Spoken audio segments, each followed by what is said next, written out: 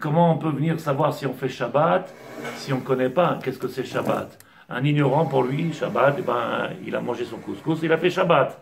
Quelqu'un qui étudie Shabbat, il voit qu'en réalité, on est loin de pouvoir accomplir le Shabbat, tellement il y a de choses, tellement il y a de choses. Il y en a qui s'assoient et que, Baruch Hashem, ils font du Télim.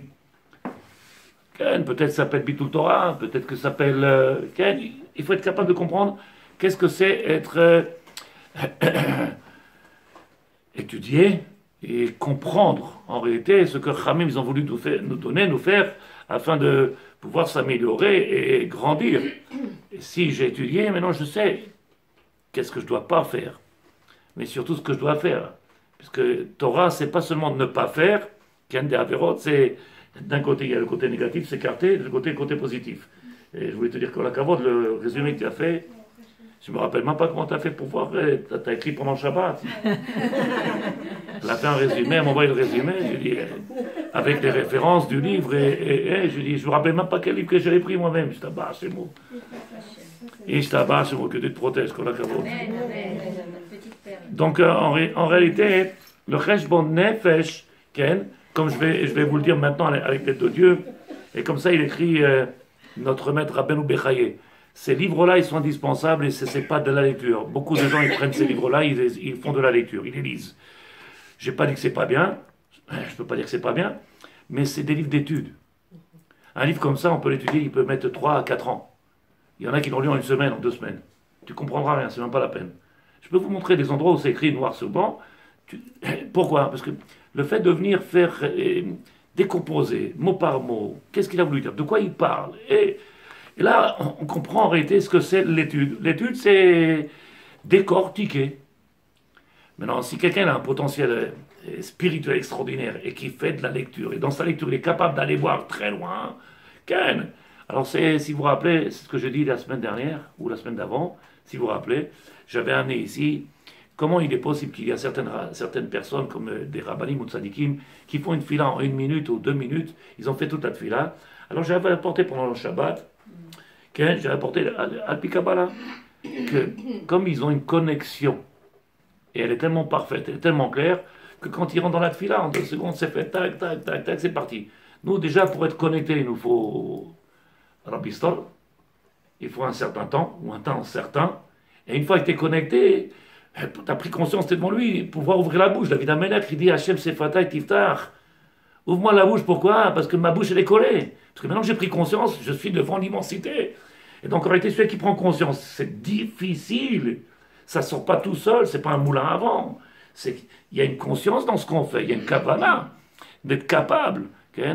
Il dit le Rav, si vous vous rappelez, le Perek Aleph et Perek Bet, on avait dit la semaine dernière, Shar Cheshbon HaNefesh, il dit le Rabbeinu Bechaye, il y a 6 étapes dans le Shar Cheshbon Nefesh, dans l'examen de conscience. Examen de conscience en français, ça fait beau, il se marche beau. Shar Cheshbon HaNefesh, et en réalité, c'est que positif. Arishon, on a dit, Ma Cheshbon Ima Nefesh. Arishon, Ma Cheshbon Ima Nefesh. Qu'est-ce qu'on appelle Cheshbon? Je suis dans la page en français, si vous savez, 562, 562. Qu'est-ce que c'est Cheshbon HaNefesh? On a expliqué, on fait Cheshbon HaNefesh, c'est quoi? Faire un examen de conscience, de quoi? Si j'ai pas de mesure, j'ai pas de poids, sur quoi je vais me baser? Moi, je suis bien, tout va bien. Tu as fait ton travail? Oui. Ce matin, je me suis levé, j'ai fait ma tefila, j'ai bien mangé, j'ai bien dormi, j'ai la peau du ventre. Qu'est-ce que tu veux chez moi? Comment tu peux faire un examen de conscience? Il faut bien quelque chose dans les mains. Alors la semaine dernière, on avait expliqué, et il dit le Rav, au nom d'une Navi, sentez et voyez comme Hachem est bon, heureux. C'est-à-dire, prends conscience, fais attention. Qu'est-ce que le maître du monde il fait pour toi? Prends conscience de. C'est un travail qu'il faut faire, donc c'est un travail de Cheshbon. C'est pour ça qu'on appelle Cheshbon HaNefesh.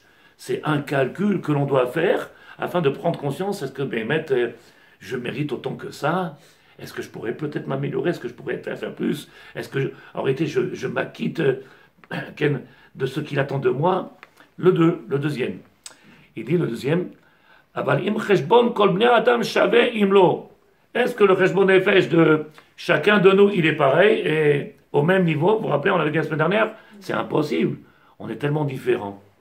On a tellement des aspirations différentes. Ken. Et il y en a qui vivent tellement par la matière, il y en a qui ne voient que par le spirituel. Je ne sais pas si vous vous rappelez qui est-ce qui était là Shabbat, à part vous, vous n'étiez pas là les femmes. Alors, je vous dis le chidouche que j'ai dit Shabbat, de la Gemara Brachot, page 5, et au nom du Maharsha. J'ai apporté sur cet enseignement, j'ai apporté le Gvorot Hashem, le Maharal de Prague, j'ai apporté Rabbeinu Bechaye, j'ai apporté le côté Moharan, il y avait de quoi. On avait dit que on n'était pas conscient, puisque c'était tout Bishvat aujourd'hui, on n'était pas conscient de la grandeur de cette fête extraordinaire, alors qu'il n'y a pas de Yom Tov, il n'y a rien du tout, on fait rien, on a juste des fruits. C'était ici, ce moment-là particulier, pour venir les Shaber et Hachem, venir louer le Maître du monde et prendre conscience du mérite qu'on a d'être sur la terre d'Israël. De pouvoir accomplir les mitzvot que Moshe Rabbeinu n'a pas pu faire. Moshe Rabbeinu, il a demandé à Hachem, donne-moi la possibilité. Qu'est-ce qu'elle dit la Gemara? La Gemara dit, Moshe Rabbeinu, qu'est-ce qu'il voulait? C'est goûter les fruits. N'oubliez pas, quand les explorateurs ils sont rentrés en Israël, et ils sont sortis, et ils ont goûté les fruits, ils les ont vus. Donc Moshe Rabbeinu, c'est sûrement pas les fruits qu'ils voulaient manger. C'est Vadaïk, hein? Ils sont rentrés les explorateurs, ils ont ramené des grappes de raisin, et chaque raisin il faisait des tonnes, et ils sont sortis, ils ont tous goûté, ils ont tous mangé. Donc c'est Vadaïk que Moshe Rabbeinu, il voulait pas avoir les fruits. Qu'est-ce qu'il voulait Moshe Rabbeinu? Avoir le srout que nous on a, et lui il en a pleuré. De mettre les pieds sur cette terre d'Israël. Pourquoi faire? Afin de pouvoir accomplir les mitzvot qu'on ne peut faire nulle part ailleurs que ici. Nulle part ailleurs que ici. Si vous vous rappelez, j'ai dit Shabbat, un chidouche extraordinaire. Même le Birkat Hamazon qu'on fait quand on est dans la galoute, il est par rapport à la terre d'Israël.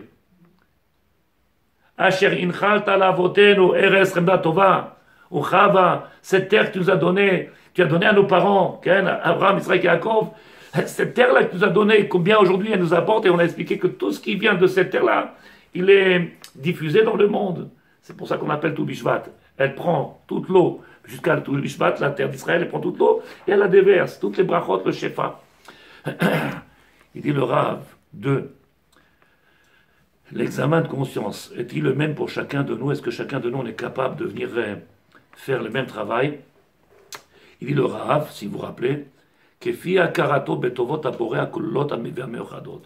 être capable de prendre conscience au prat et au klal. Au prat et au klal, ça veut dire que Vadaï, de savoir que le Maître du monde, il nous a créé un monde aussi parfait, aussi beau, à nous tous.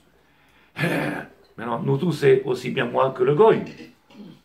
Okay? Parce que le goy aussi profite du système. Et c'est ce qu'on dit dans la tfila de samedi soir. Ata chonel adam da'at, ata chonantanu. Pourquoi la première fois? Vous faites dans la tfila, non? Samedi soir, dans Arvit. Vous faites la première fois, c'est ata chonel adam da'at, et après on dit ata chonantanu. On dit la phrase au pluriel, ata chonantanu. Et qu'est-ce que je vous ai expliqué? Pourquoi on fait cette phrase? Déjà pour différencier. Ata chonel adam, au Maître du monde, tu as donné à l'homme quelque chose de particulier. Et l'homme, par rapport à la création, par rapport à l'animal, par rapport, ne serait-ce que nous, ce qu'il nous a donné, qu'il n'a pas donné au goy, ata chonantanu. Et Zechanina, quel cadeau que tu nous as donné à nous. Parce qu'à nous, on a la Torah, ils n'ont pas la Torah.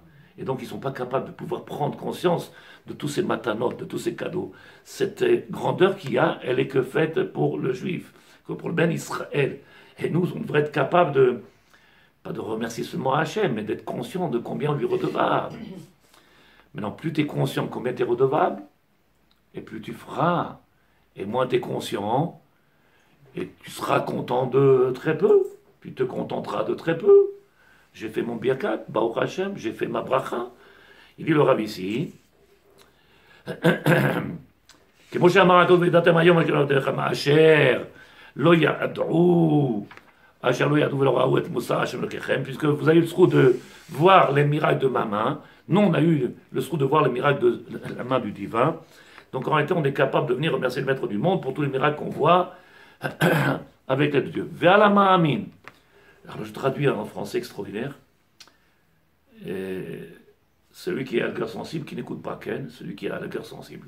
Celui qui croit en Hachem. Ve'al ama amin. Celui qui croit.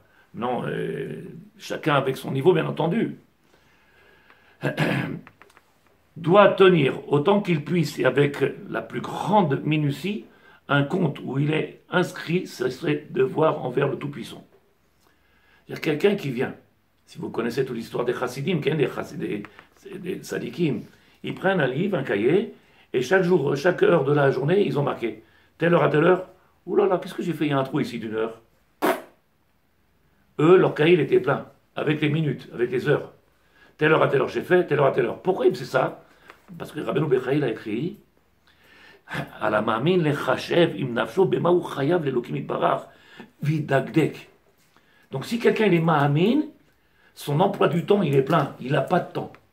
Tout à l'heure je suis sorti du kollel, il y a un Tamir Cham ici, il est rave bien entendu, il est rave, il a dans les 45 ans je crois, 50 ans, un petit peu moins que moi. Et un Tamir Cham il connaît ce rave-là, quand il écrit, il fait des tefilines, une fois très rarement, parce qu'il est dans la Torah du matin au soir, de temps en temps, quand il fait une paire de tefilines, n'importe quel prix, il faut les acheter. Tellement ils sont magnifiques. Il lui a demandé que Vodarav, si vous avez du temps de libre, la faute qu'il ne faut pas faire, vous auriez le temps, vous m'écrirez des tefilines, et le Rav il le regarde et lui dit, ma taille, devant moi ici, quand? Elle l'a nous liom, elle l'a nous laïla. Il finit le soir ici, il rentre, il a 11 enfants. Il faut donner à 11 enfants, il faut s'occuper, il faut faire le devoir. Et après, il a Kollel le soir, il est roche, Kollel la nuit, il étudie. Et le matin, à 5 h du matin, ils sont là depuis là. C'est pas possible, comment ils font? L'autre, il dit, je suis fatigué, je suis fatigué. Comment ils font? Comment? 11 enfants, 11. Et va voir, ils sont tous comme ça. Tous des malachim. Comment c'est possible? Avec 4, nous on a du mal. Et eux, 11 enfants. J'ai pas de temps, jour et nuit. Tu peux faire une fête de tefilin, je te la paye. Combien tu veux? 5 000, 6 000. Parce que tu peux en avoir à 1000 shekels aujourd'hui des tefilin. Tu peux en avoir en carton, en plastique, tu peux tout avoir aujourd'hui. Il y a tout. Et tu veux des vrais tefilin? Il faut payer. Un lisman, il dit le Rav. Bien le Rav, il dit, celui qui croit en Hachem doit tenir un compte. Mais quel compte je dois faire? Minutieux, telle heure à telle heure j'étais, telle heure à telle heure j'ai fait, telle heure j'ai fait, j'étais présent, j'ai. Voilà ma journée, comment elle est pleine. El Lisman. J'ai mangé sur un pied. J'ai même pas eu le temps toute la journée. Comme ça, il écrit le Rav. Comme ça, c'est écrit. Ve'al yachiv al asmo, tout en bas de la page, 564, il dit Ve'al yachiv al asmo amtal la'ot bo. Traduction. Ne cherche pas à te donner des prétextes parce que c'est ce qui se passe tous les jours. Où tu étais tzaddik? Ma mère elle est morte, mais elle est déjà morte l'année dernière. Ya Rabbi, combien de fois elle meurt ta mère? Ah non, c'est pas ma mère, c'est ma grand-mère. Amtalot, c'est quoi Amtalot? Trouver des prétextes et en permanence trouver des prétextes. Trouver des prétextes, quel prétexte. Comme elle dit Sarah et Ben Ezra. Quand t'as pas envie, ça sert à rien. Et là il dit le Rav, celui qui croit en Dieu, il ne cherche pas des excuses. Il ne cherche pas. C'est pas qu'il essaie de trouver quelque chose qui peut être plausible ou pas. Et il va me croire ou il va pas me croire. J'en cherche pas. Le fait de chercher vous savez ce que c'est chercher une excuse? C'est se punir. C'est tout simplement se punir. Pourquoi tu trouves une excuse? Parce que j'ai besoin de justifier que j'ai failli. Alors il dit le Rav, il ne cherchera pas des excuses ou des justifications pour s'acquitter de ses obligations. Il méprisera les excuses. C'est rien, Shamaïm. Rav, je me suis levé le matin, je sais pas, j'ai flâné. Va jouer aux courses, que je fasse, va au casino, va. Tu sais pas que tu as un travail, tu sais pas que tu as un devoir. C'est extraordinaire, comment les gens ils peuvent être là? Comment c'est possible? C'est toute la différence. Mishema Amin, celui qui croit en Dieu, comment on a dit le Rav? Il n'a pas dit celui qui croit. Si, c'est celui qui m'ont marqué comme ça. Ve'alama Amin, le chashev im nafsho, il pense, il fait un calcul. Et celui qui fait un calcul, il ne cherche pas de prétextes. Les prétextes, il faut laisser pour ceux qui ils ont du mal à croire. Ceux qui cherchent des prétextes, c'est qu'ils ont du mal. Parce que quand tu crois, t'as envie, ça marche tout seul. T'as pas envie, tu peux rien faire. Tu ne peux rien faire. Et qu'est-ce qu'on cherche comme prétexte? C'est vrai ou pas? On a un problème des mounas. On a un problème des mounas. J'arrête pas de le dire. On nous a jetés dans la Torah et avec nos maillots de bain olympiques, on nage et on s'essouffle. C'est dur. Pourquoi? Parce qu'on n'a pas travaillé à la mounas. C'est quelque chose qu'il faut travailler, travailler, travailler. Donc il dit le Rav, si tu regardes dans les livres, il y a marqué, ne les ignorera pas et ne se dérobe pas. On ne peut pas se dérober à nos obligations. Tu as vu un père de famille, ça, la maman, elle lui dit, chérie, il n'y a pas de... dans le frigidaire, il est... Oh là là, comment on va faire alors? Ben, c'est toi le papa, non? C'est toi de chercher le pognon, c'est toi de travailler. Oh, qu'est-ce que je te fasse? Pourquoi tu te dérobes à tes obligations? Ken, à qui on va aller voir? Bon, aujourd'hui, on va lui demander aussi à la maman, parce qu'aujourd'hui, maman, elle travaille dehors et dedans. Mais normalement, qu'est-ce qu'on fait? Lui dit, papa, oh, moi, je suis à la maison, je m'occupe des enfants, je m'occupe de la doucha, Tara, de la faire grandir, l'éducation. Et toi, tu dois apporter le pognon? Non, tu vas apporter... Le frigidaire, il est vide, à qui on lui demande? Et s'il te dit, ah, tu comprends, j'ai rencontré un copain sur la route. Oh, t'es pas conscient que tu as des obligations? Quelqu'un qui croit, quelqu'un qui a une foi, qui est ferme dans ce qu'il... Il sait, c'est clair. Il ne peut pas faillir. Il ne cherche pas à se justifier. Ça ne tient pas debout. Ken, c'est pas shoot, hein?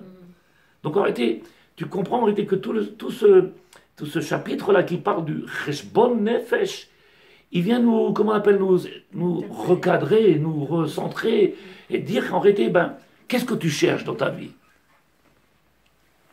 Qu'est-ce que tu cherches? Qu'est-ce que tu as envie? Parce qu'on appelle ça dans les mots du Rav, l'aspiration de l'homme à s'élever dans la pratique du divin, des mitzvot. J'ai envie de grandir, j'ai envie d'avancer. Si tu as envie d'avancer, il faut te donner les moyens. Tu veux devenir un grand sportif, tu donnes les moyens. Tu veux devenir un grand... tu donnes les moyens, peu importe ce que tu fais. Tu as envie de devenir un... Ken. Mais comme on est dans un monde de shaker, je ne sais pas si vous me croyez dans le... On a un bon shaker. Et qu'aujourd'hui, les gens, ils se fient qu'à l'apparence. Ah, il a un chapeau, il a une barbe, alors il est religieux. Il a... Allez, c'est fait. Oh, celui qui est religieux, c'est lui, il a, comment on appelle ça, un livre de compte. Comment tu as dit? Un livre de compte. Un livre de compte, il est à barre chez moi. Regarde le mec, quand il a fermé son magasin, il te dit, oh, il manque 10 shekels, ya Rabbi. Il va recommencer 10 fois la caisse. Toi, tu as fait une journée, qu'est-ce que tu as fait? Qu'est-ce que tu as calculé? Qu'est-ce qui manque pas? La machasser, où c'est passé? Mais par rapport à quoi? Quel? Le problème, il est, par rapport à quoi je peux justifier?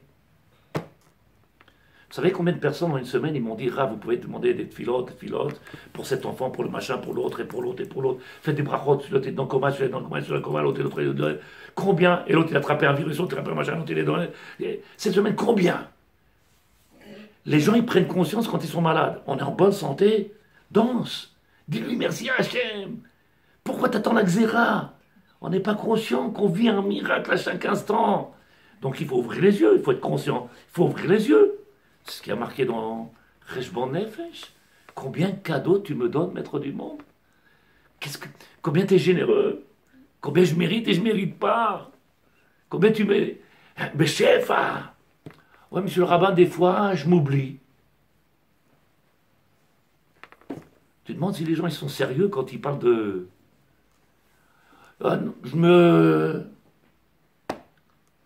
J'ai raconté l'histoire, hein. Le monsieur, il emmenait sa femme, il partait faire un voyage. Et sa femme lui dit, je peux aller aux toilettes, tu me descends à la station. Il descend à la station. Il a pris un café, il a pris la route et il est parti. Sa femme était aux toilettes. Elle sort, elle voit, elle dit, ma boule, où il est?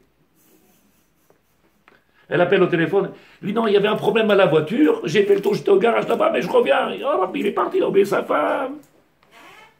Il se rappelle même pas qu'il était marié, le monsieur.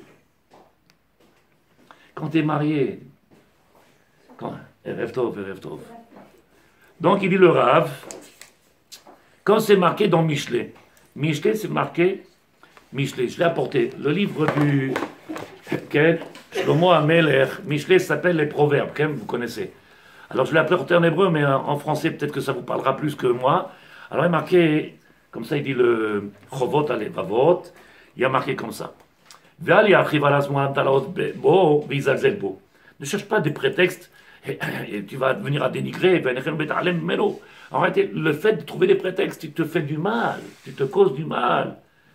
Celui qui cherche des prétextes, il se fait du mal tout seul. Il se justifie son Yetzerara. Pourquoi? Parce qu'il dit le Rav dans les mots, écoutez bien. au risque d'être perdu au grand jour, au jour du grand jugement.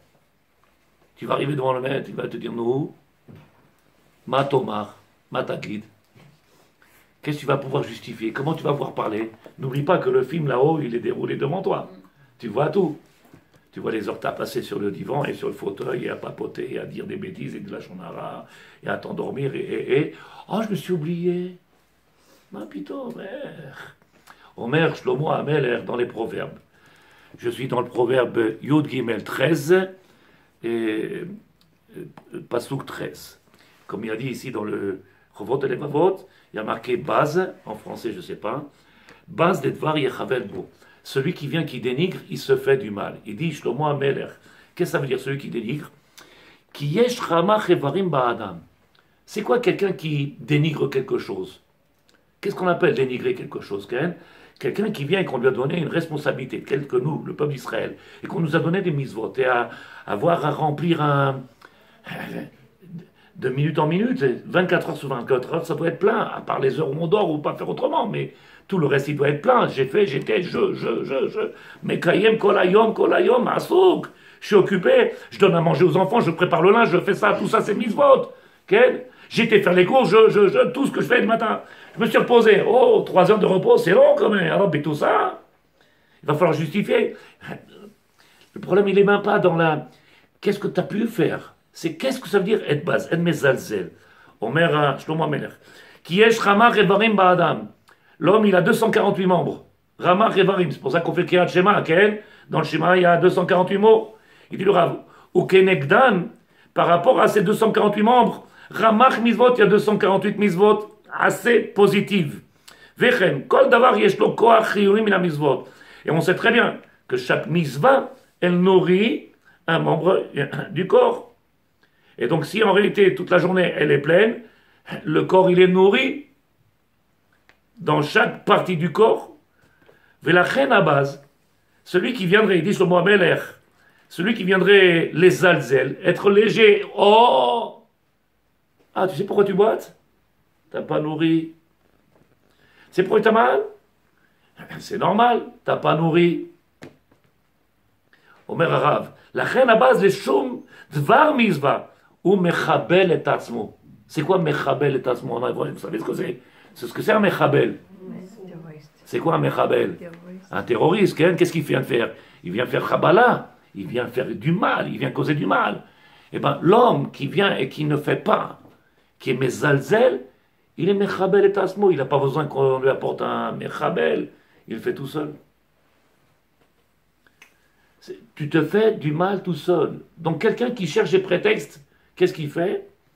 Qu'est-ce que tu as fait? Tu as empêché de nourrir ton corps. Quand tu as empêché de nourrir ton corps, je ne sais pas si vous me croyez, peut-être que je dis des fois des choses qui vont trop loin, mais le matin, quand on a un jour de Ta'anit, on a commencé la veille. Le matin, on arrive, il est 7 h du matin, on a tous une tête de gueule enfarinée, dans une tête dans... Qu'est-ce qu'il y a? On a l'impression qu'on est juste avant la mort. Alors que c'est... On a passé juste une nuit, il n'y a rien eu encore. À l'après-midi, c'est une autre situation. Il faut déjà s'amuser. Mais le matin, on arrive le matin, on n'a pas bu le café, on est... Rien que parce qu'on n'a pas bu le café. On est à la tefila dans un état... je tiens... Qu'est-ce qu'il y a?